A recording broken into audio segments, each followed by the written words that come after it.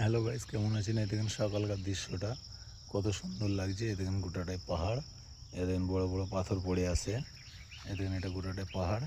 আর এই দেখেন আমরা এখানেই আছি, সাইডে থেকে বেশি দূর না। এটা উপরে যাওয়ার রাস্তা পাহাড়ের, কিন্তু উপরে যাওয়া নিষেধ, উপরে কেউ যেতে পারবি না সকালে। ওই জন্য দেখো গোটাটাই পাহাড়, সব বড় বড় পাথর। আমরা আছি একবারে পাথরের এলাকায়। এই দেখো গোটাটাই পাহাড় আছে।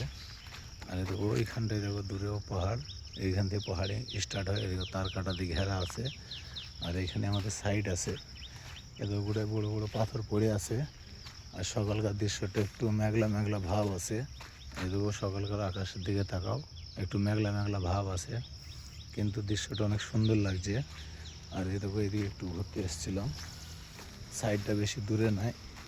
তো এইখানে দেখুন গোটাটাই পাহাড় আছে।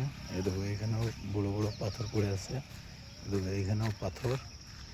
আর এটা আমাদের গোটাই পাহাড়। আর সাইডটা আছে রাস্তার ওই পারে, ওই দেখো সাইডটাও আমি দেখাচ্ছি।